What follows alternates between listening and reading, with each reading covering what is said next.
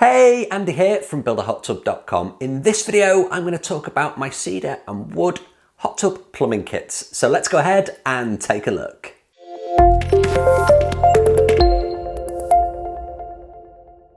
Okay, so if you've purchased a cedar tub or you're building a wooden barrel style tub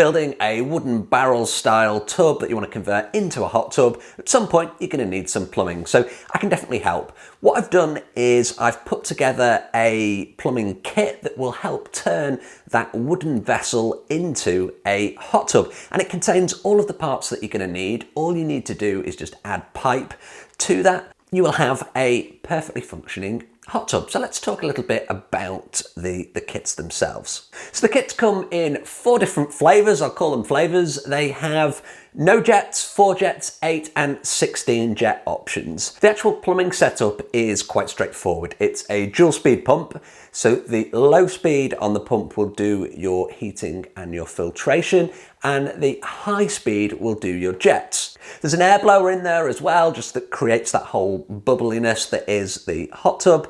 And of course, this isn't a bathtub, so it does have a filter because it's not single use. The whole idea is that you're filtering the water so that this is not a single use hot tub. In terms of the electricity requirements for this plumbing kit, you will need 240 volts, and that will be coming off your split system if you're in the USA.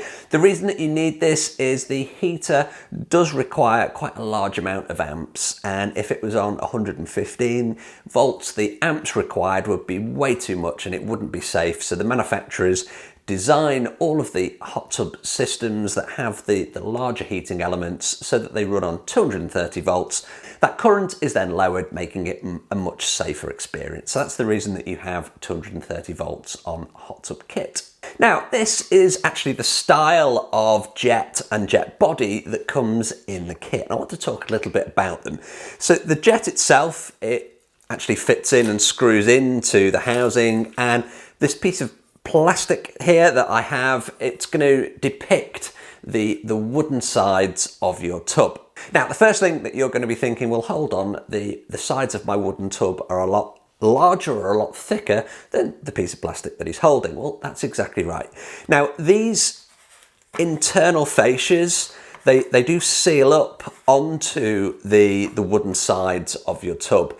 However, what you are going to need to do is you're going to need to mill down to get the jets to actually fit into the sides of those tubs. So if you're on a cedar tub and you've got maybe 1.5 inch thick cedar, it's too much for this style of jet. And even with the long nose fittings that I've got on here, you can see that I'm kind of unscrewing this here.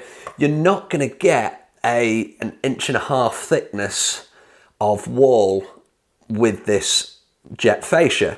So what you need to do is you do need to mill down so that the jet is kind of recessed into the side of your hot tub. Now, this is also particularly useful because with it being a curved surface, if you're milling it down, you're going to mill it down flat, and that makes a much better seal around the jet body with the gasket that comes with it.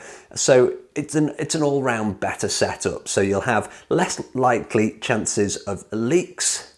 Your jet will be recessed, so it's not going to get in your way at all. And you're going to be able to use the jet fascia to lock it all up nice and tightly on that tub. So let's talk a little bit about the inward suction. So the inward suction is to the front of the pump. You're going to have 2 inward suction drains. These inward suction drains look something like this. And again, they fit into the side of your tub, and it will screw on with a gasket and a holding nut. Plumbing on the suction side is going to be 2 inch back to the pump, and then on the jet side you're going to drop that down to 1 inch air and 1 inch water as well on those jet lines. In terms of difficulty, it's a pretty straightforward task, and if you're already contemplating building this, the chances are you've already got the skills that are needed to do this. If you need any tips on making the pipe joints, I'll put a link to another video that I have on making the perfect pipe joint underneath this one. Of course, if you have any questions at all about the plumbing kits, then please do get in touch. I'm always happy to help.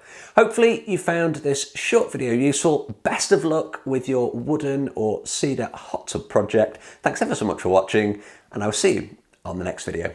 If you've liked this video, please do like, share and subscribe to the channel. I'll see you on the next video.